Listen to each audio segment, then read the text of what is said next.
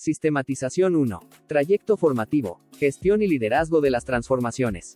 Con la asesoría de la doctora Pilar Posner, Instituto de Estudios Superiores de la Red Iberoamericana de Academias de Investigación. ¿Qué tal, maestras y maestros? Me presento. Mi nombre es Luis David Pérez Quintana. Soy docente de educación telesecundaria en el estado de Chihuahua. Actualmente curso el doctorado en educación y para mí es un privilegio presentarles el material titulado Consolidación de comunidades educativas seguras, saludables e inclusivas.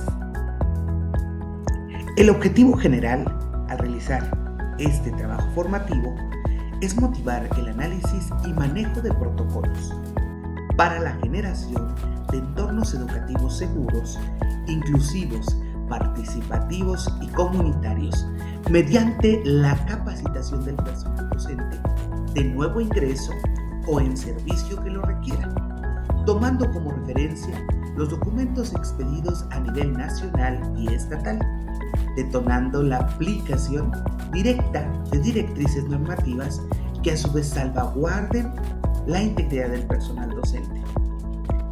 Maestra, maestro, el enfoque del material es el docente de grupo que será capaz de tener un bagaje elemental a la hora de presentarse un incidente crítico, consolidando los primeros pasos de actuación. Para iniciar es importante que entendamos cuál es la definición de un protocolo de actuación. En ese sentido, se refiere a un documento que detalla un conjunto de directrices, pasos o procedimientos específicos para garantizar una respuesta coordinada, segura y efectiva ante una situación particular, con él estandarizando acciones de todos los involucrados para minimizar los riesgos y cumplir un objetivo común. Los protocolos son herramientas que buscan orientar para asegurar la igualdad de acceso, por ejemplo, a la justicia, la protección de los derechos de las personas y en este caso también para salvaguardar la integridad de todos los asistentes al plantel educativo. Es importante entender que los protocolos tienen características clave. Por ejemplo, nos muestran directrices estructuradas, porque especifican las actividades rutinarias o los pasos a seguir por las personas que se encuentran en el personal docente, especialmente para las maestras y los maestros. Este tipo de documentos nos permite estandarizar, es decir, unificar los criterios o las respuestas que tenemos ante determinados escenarios dentro de la escuela. Partimos con ellos de un objetivo común. A pesar de no siempre formalizar compromisos jurídicos concretos, estos protocolos nos permiten expresar la voluntad de aquellos que lo realizaron y de alguna manera nos ayudan a que tengamos una mirada, un horizonte común para resolver problemáticas dentro de la institución educativa. Nos orientan y sobre todo son adaptables. Definitivamente hay que entender que existen protocolos a nivel nacional dentro de los Estados Unidos mexicanos, expedidos especialmente por la Secretaría de Educación Pública, pero que son homologados a los estados. Los estados tratan, buscan que se establezcan protocolos similares y de hecho los de observancia nacional y estatal son aplicables directamente al centro escolar. Todas y todos los maestros debemos aplicarlos en el aula, en la escuela, en todo lo que respecta a la comunidad educativa. Y sistematizado el concepto de protocolos y su relevancia para llevar pautas de actuación comunes, es importante, maestras y maestros, que nos preguntemos, ¿la escuela, lugar seguro?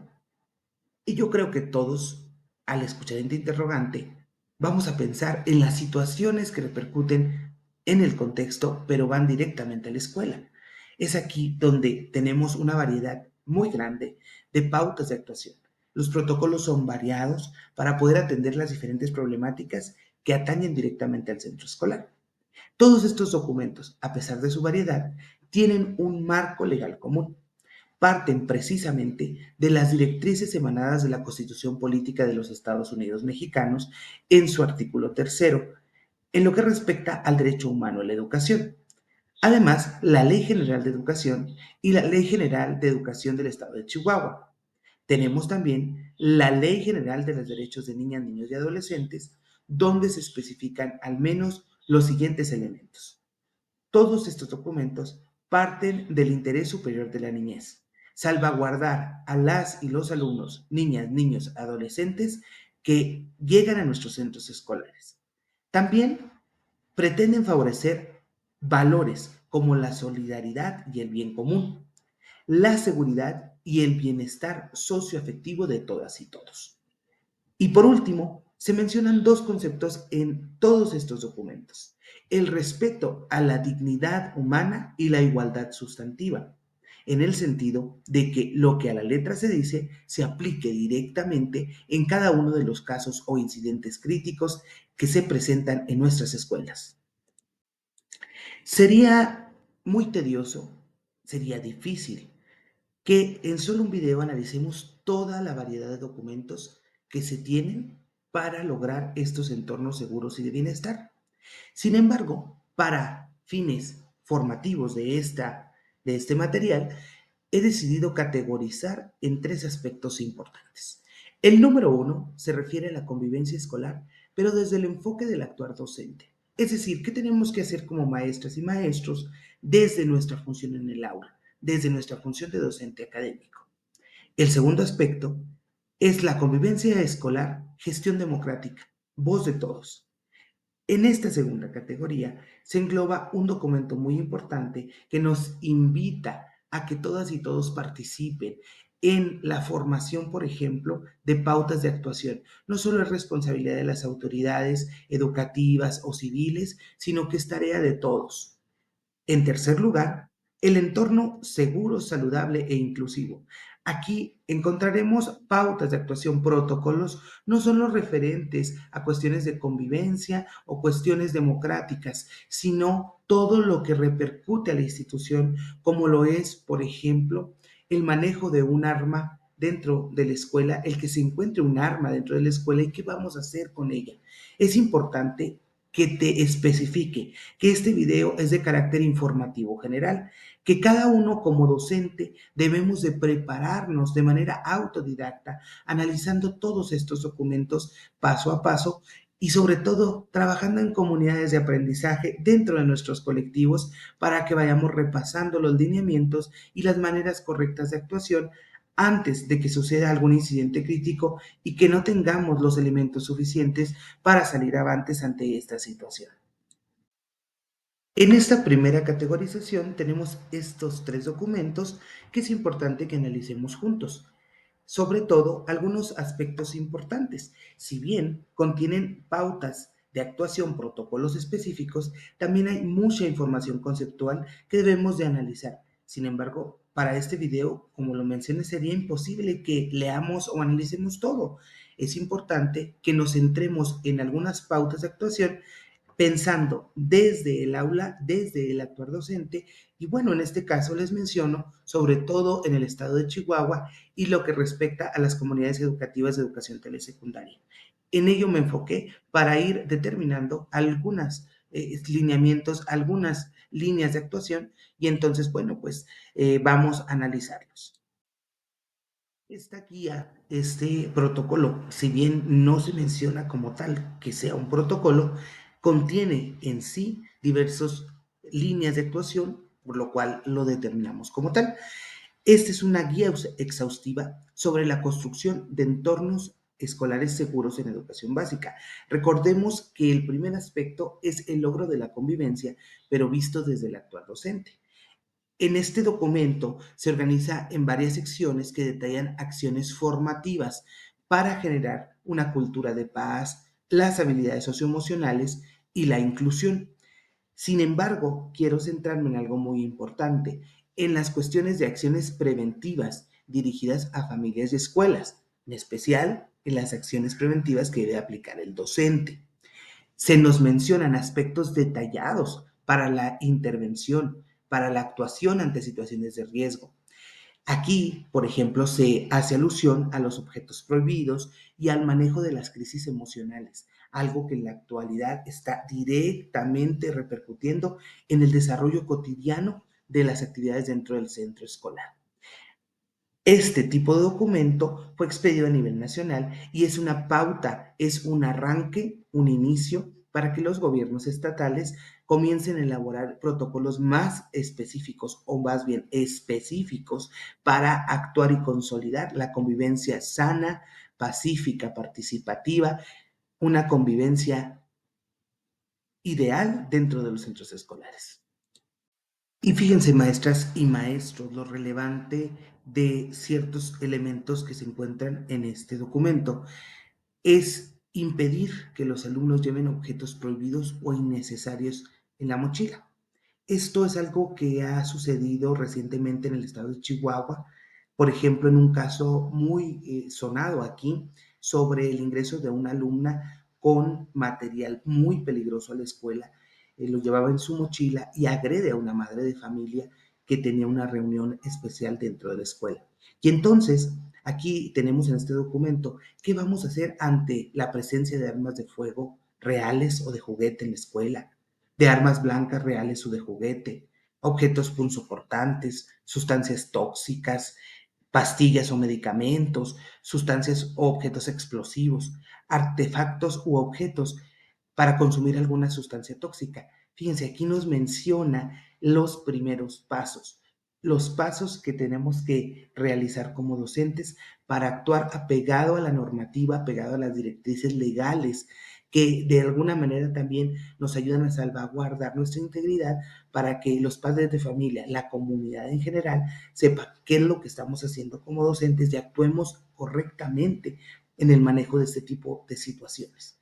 Si bien no nos está salvando del todo en la cuestión legal, pues si realizamos con detenimiento cada una de las acciones que nos invitan a ejecutar en este documento, pues de alguna manera vamos también nosotros mismos a resguardarnos en lo que corresponde a una afectación legal posterior. Tenemos que seguirlos, tenemos que conocerlos, es responsabilidad de nosotros como personal docente.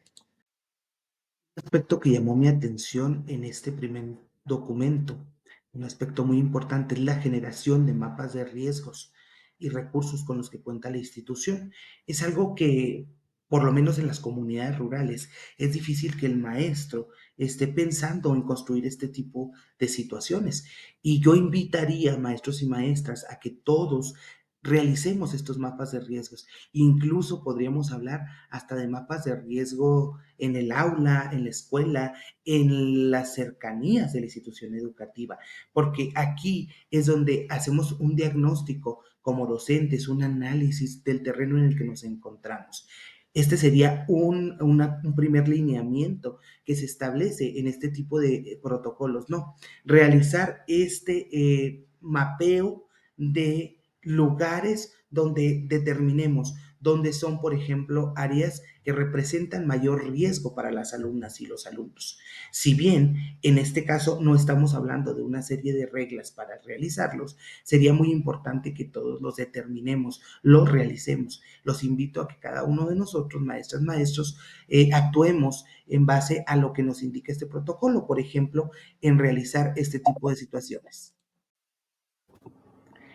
El primer protocolo específico que podemos encontrar en este documento es el de prevención de ingreso y detección de objetos y sustancias prohibidas en la escuela. En este caso, el mismo protocolo se clasifica en tres espacios. En el antes nos invita a la instalación del comité de vigilancia encargado de aplicar las medidas consensuadas. En este caso es importante que entendamos que debemos de construir un puente entre los docentes y el Consejo Escolar de Participación, especialmente en este rubro. Debemos difundir el catálogo de objetos y sustancias prohibidas que ya determinó el mismo colectivo y los padres de familia. Difundiremos el procedimiento que realizaremos y la lista de personas autorizadas para realizar lo que se ha denominado Operación Mochila. El paso 4 es que los integrantes de la comunidad deberán mostrar el contenido de sus mochilas, el contenido de los bolsos o portafolios al ingresar al centro escolar. Si se encuentra o se detecta alguna sustancia que no debe de ingresar, pues inmediatamente se va hacia los siguientes supuestos. Si es una sustancia o un objeto que en realidad representa un riesgo inminente, no se toca y se coloca la mochila o bolsa o portafolio en un contenedor para su resguardo. Si no es así, se coloca el objeto en una bolsa, se identifica con el nombre del poseedor y se resguarda hasta la salida de clases.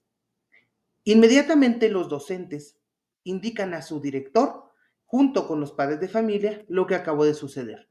Se llamará al supervisor escolar y así a las autoridades competentes.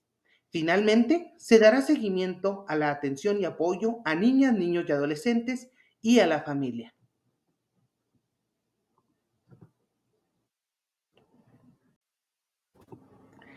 El primer protocolo específico que podemos encontrar en este documento es el de prevención de ingreso y detección de objetos y sustancias prohibidas en la escuela. En este caso, el mismo protocolo se clasifica en tres espacios. En el antes nos invita a la instalación del comité de vigilancia encargado de aplicar las medidas consensuadas. En este caso es importante que entendamos que debemos de construir un puente entre los docentes y el Consejo Escolar de Participación, especialmente en este rubro. Debemos difundir el catálogo de objetos y sustancias prohibidas que ya determinó el mismo colectivo y los padres de familia. Difundiremos el procedimiento que realizaremos y la lista de personas autorizadas. He decidido tomar también un protocolo muy importante para los maestros en el entendido de que tenemos que conformar este bagaje de pautas de actuación. Uno de ellos es qué hacer ante la presencia de armas de fuego o armas blancas durante la jornada escolar. En primer lugar, se nos menciona que debemos mantener la calma, colocarnos en el piso boca abajo, lejos de puertas y ventanas, y guardar silencio. Permanecer en el aula, cerrar puertas y ventanas. Verificar que todas las niñas, niños y adolescentes se encuentran en el salón. Debemos desalojar el área de riesgo y movilizar a los estudiantes hacia zonas de menor riesgo. En este caso es bien importante el mapa de riesgos que se mencionó desde diapositivas anteriores.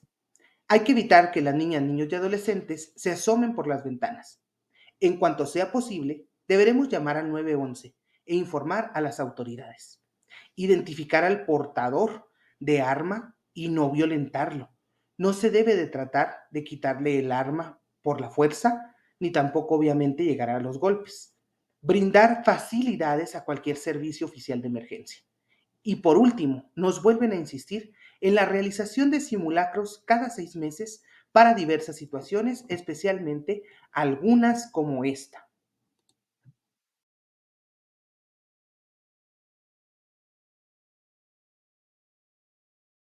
Este documento cierra con el protocolo especial para la detección, atención, canalización y denuncia en casos de violencia, muy relacionado directamente con los que vamos a ver, con los protocolos estatales.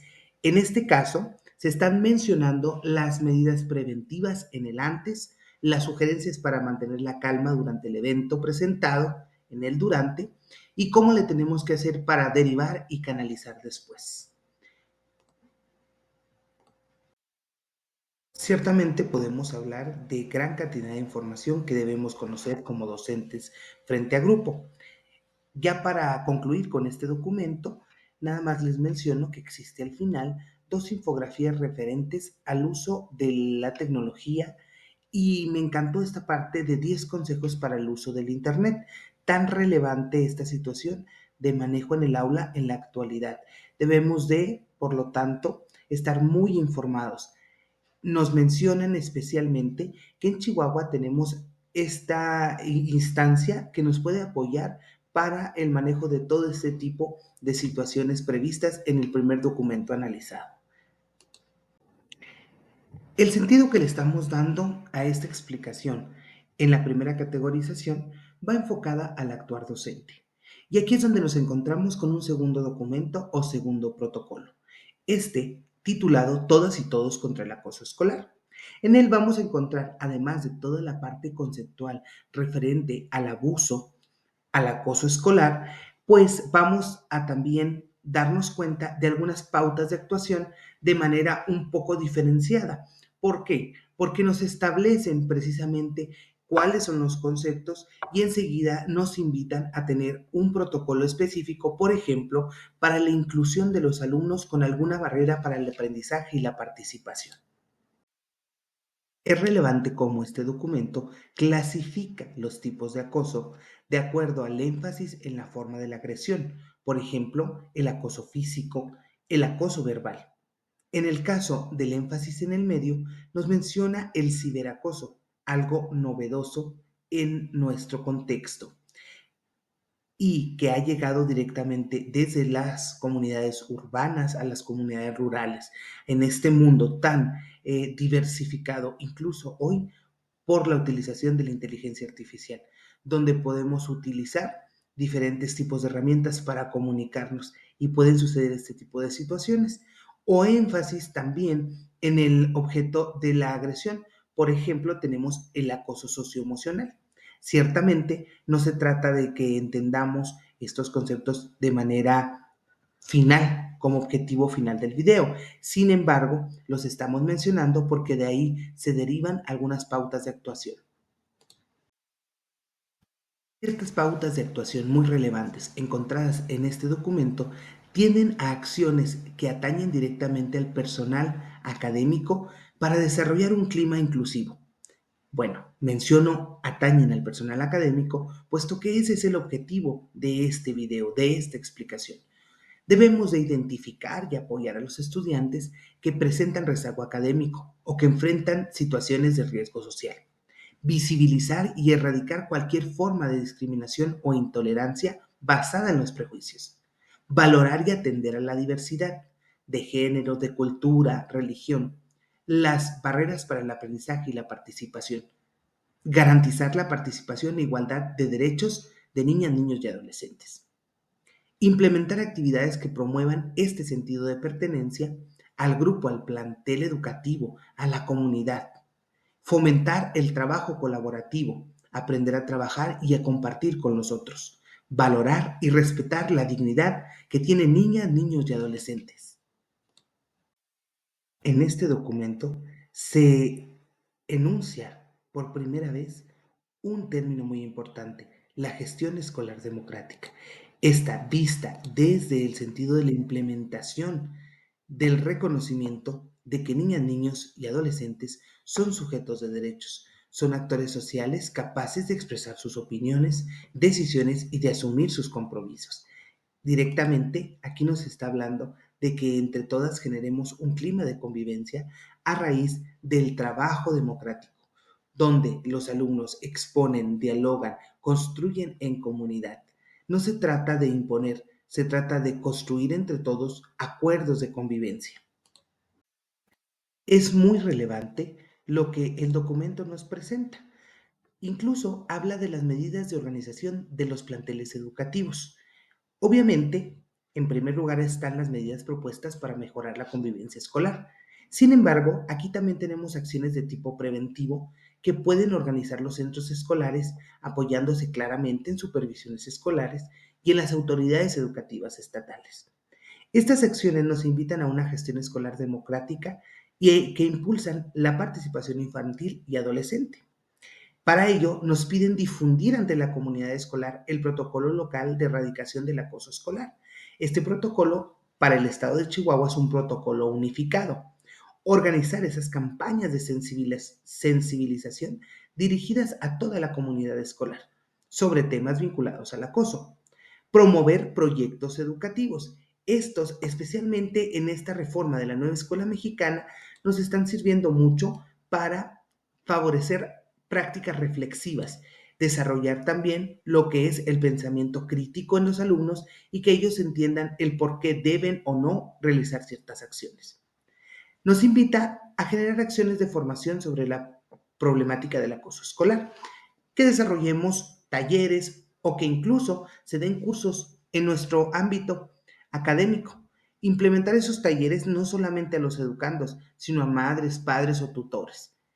Dentro de la gestión escolar, Nos invita a incluir en los planes de trabajo mecanismos y medidas que mejoren la convivencia escolar y promuevan un ambiente libre de violencia. Este último documento del primer apartado o de la primera categorización se titula Resolución de conflictos en los centros escolares. ¿Cómo mejorar la convivencia en su centro escolar? Para ello, nos presenta una serie de acciones. En primer lugar, hay que clarificar o reconocer los intereses y sentimientos de las personas involucradas en el conflicto, es decir, de cada una de las partes. Nos invita a favorecer el diálogo como herramienta de comunicación asertiva, proponer alternativas posibles a las soluciones o soluciones del conflicto, evaluar las alternativas y tomar acuerdos para decidir, establecer compromisos para el cumplimiento de la alternativa de solución decidida y dar un seguimiento o evaluación del cumplimiento de los acuerdos. La siguiente categoría de análisis de documentos se titula Convivencia escolar, gestión democrática, voz de todos. Aquí nos encontramos con un documento muy importante titulado La escuela como espacio de participación infantil y adolescente para la formación ciudadana. La segunda categoría se enfoca precisamente en hacer evidente la importancia de comunicarnos, de dialogar. Este documento ofrece orientaciones para transformar las escuelas en espacios de participación infantil y adolescente enfocadas en la formación ciudadana. Aquí es importante mencionar que no solo se activan protocolos o se realizan protocolos para cuestiones de, por ejemplo, armas o situaciones de sustancias, sino también para la inclusión de todas, el favorecer ese diálogo efectivo, la construcción colaborativa de acuerdos para la convivencia, que es lo que se menciona específicamente en este documento. Dentro de la parte conceptual que maneja el documento, encontramos las dimensiones de la convivencia. Estas vistas desde generar una convivencia pacífica, inclusiva o democrática, que es el objetivo final de este tipo de acciones determinadas en este protocolo. Esta convivencia se refiere a tomar decisiones de forma conjunta sobre asuntos de interés común, propicia la construcción de normas justas basadas en los principios de la dignidad humana y de la justicia. Se realizan prácticas de participación en donde se escuche y tome en cuenta a toda la comunidad escolar. En la escuela, el alumnado, al relacionarse con personas diversas, puede aprender a valorar la pluralidad. Todo esto lo vamos a desarrollar a través de las asambleas, asambleas de aula, escolares o incluso comunitarias que se planteen por parte del alumnado y de los docentes o directivos que trabajan en la misma institución. Objetivo central de este protocolo es determinar también las funciones o los roles que pueden asumir diversas personas que participan o que laboran o están en el plantel educativo para generar asambleas. Aquí se nos indica, por ejemplo, que debe de existir en este tipo de asambleas un moderador, un observador, un fiscalizador y también relatores que puedan narrar los hechos que se estén generando y los acuerdos a los que se esté llegando. En el documento se especifican de manera muy puntual sus funciones y se dan una serie de pasos, protocolo, para llegar a generar este tipo de asambleas, tanto de aula como comunitarias o escolares. La última categorización se titula Entorno seguro, saludable e inclusivo. En él encontramos tres documentos muy importantes, además de que existen muchos más. Por ejemplo, puedo mencionar lo que son los manuales para las cooperativas escolares o la alimentación saludable que ahorita estamos manejando. Sin embargo, para términos de este bagaje que debe tener el maestro de nuevo ingreso, está el Manual de Seguridad Escolar, el Protocolo de Acceso para las Niñas, Niños y Adolescentes en Situación de Migración y un Manual de Protección Civil. Yo te invito a ti, maestro o maestra, que analices a profundidad estos documentos, ya que contienen pasos específicos para actuar ante alguna de estas situaciones. El Manual de Seguridad Escolar es uno de los documentos que contienen más protocolos específicos para trabajar diversas situaciones o incidentes críticos.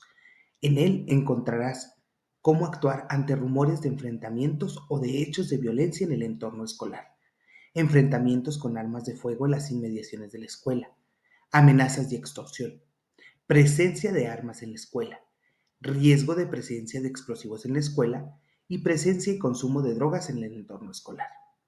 Es importante mencionar que definitivamente, aunque se busca la homologación de todos los protocolos, existen algunos diseñados por gobiernos tanto anteriores como actuales que no han sido unificados. Ciertamente los estados están trabajando en ello para tener, como en el caso del estado de Chihuahua, el protocolo único de atención. Un protocolo de muy reciente creación es el referente al acceso de niñas, niños y adolescentes en situación de migración.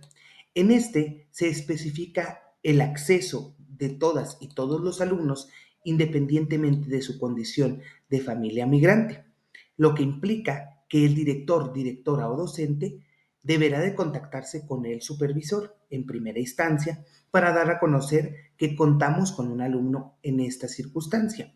El área de control escolar será el responsable de determinar las acciones necesarias para garantizar que se ingrese a la escuela.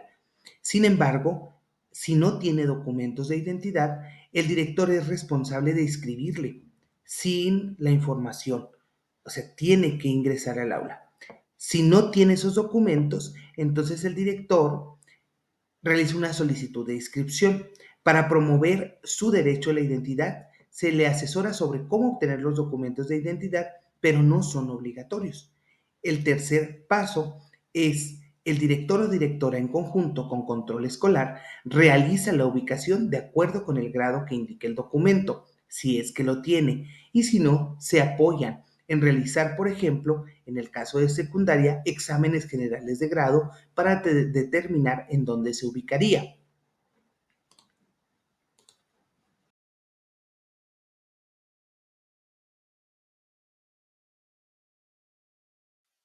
El tercer documento dentro de la categorización que habla de entornos escolares seguros, saludables, inclusivos, es el Manual de Protección ante casos de emergencia, contingencias y desastres.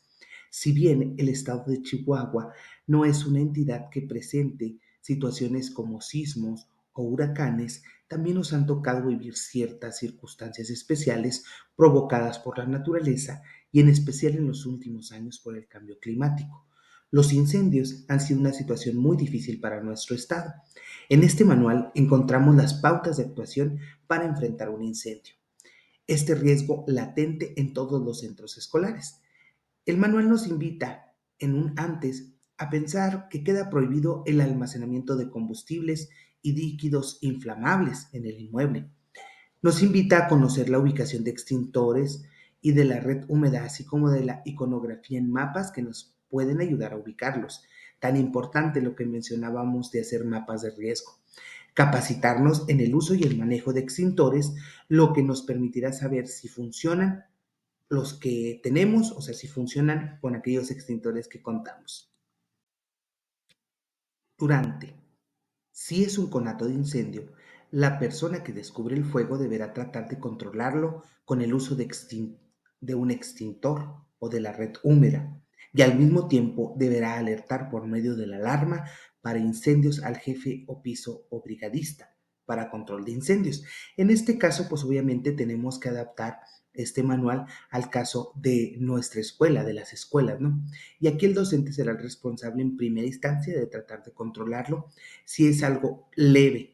En el caso de las telesecundarias en el estado de Chihuahua, algunas contamos con comedores escolares y algunas otras instituciones, ¿no? Entonces, pues aquí tenemos que asegurarnos que el extintor esté en buenas condiciones y tener que utilizarlo en caso de que se presente este tipo de circunstancias.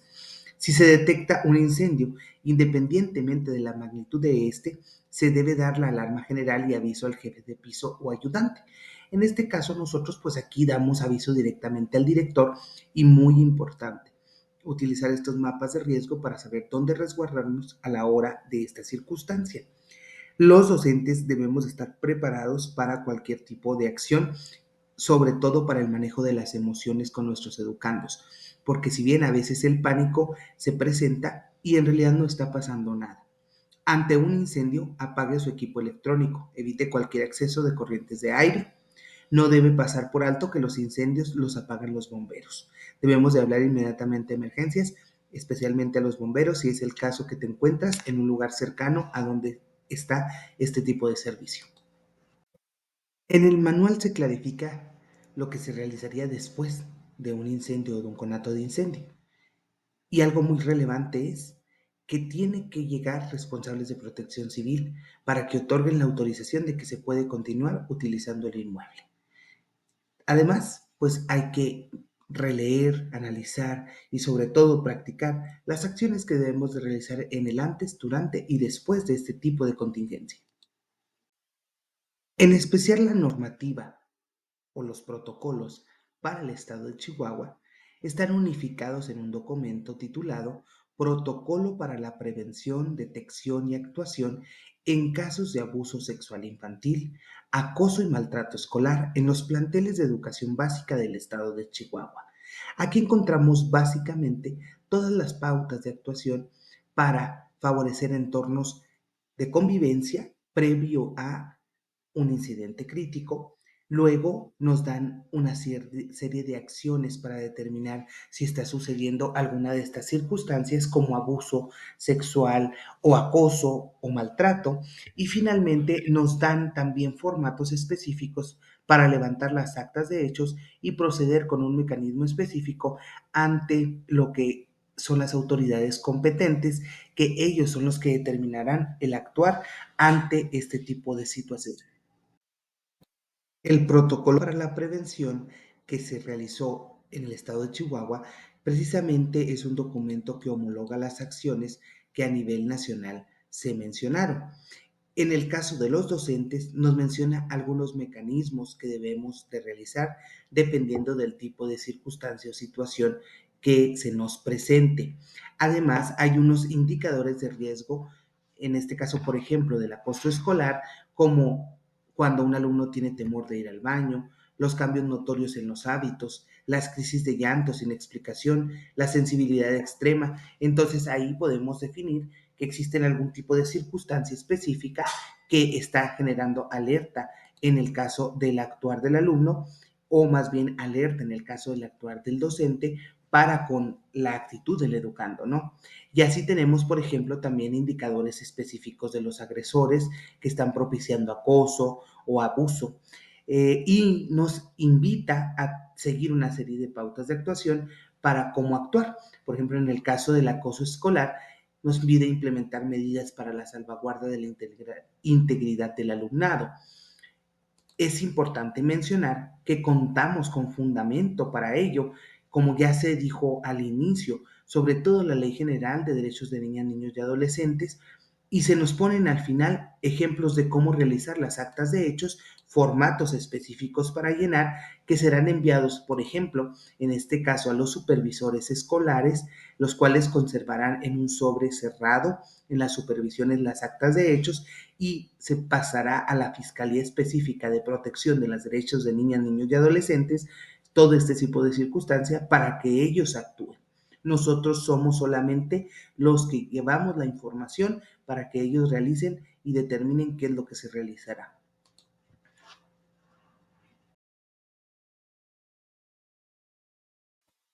Como se puntualizó, en el estado de Chihuahua contamos con este protocolo y dentro de esos anexos está el ejemplo de acta de hechos.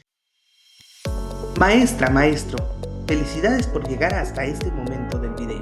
Muchas gracias por apoyarme en reflexionar sobre los diferentes protocolos que integran la normativa nacional y estatal. Te invito a que realices una lectura de tu realidad, que conozcas cómo es tu contexto, cuáles son los incidentes críticos que se presentan con mayor frecuencia y que con ello construyas también archivos, que tengas un archivo digital donde contenga los protocolos más importantes para tu actuar docente. De igual manera, utiliza una bitácora de incidentes críticos, Es un documento que crearás un recuadro donde informarás a las autoridades, en este caso a tu director, todas las situaciones que suceden en el aula, en la escuela, en los recesos, en todo lo que corresponde a la comunidad educativa. Con ello tendrás un respaldo ante las autoridades bajo cualquier circunstancia para salvaguardar la integridad de los estudiantes y tu misma integridad. Muchas gracias por seguir hasta este momento. Sé que es difícil, sé que es tardado analizar, sin embargo es una tarea relevante del docente frente al grupo. Te dejo una serie de referencias bibliográficas que te servirán para consultar y profundizar sobre los temas vistos en el video. Además, recuerda que los maestros somos investigadores, que debemos de potenciar nuestro pensamiento crítico. Muchas gracias por tu atención.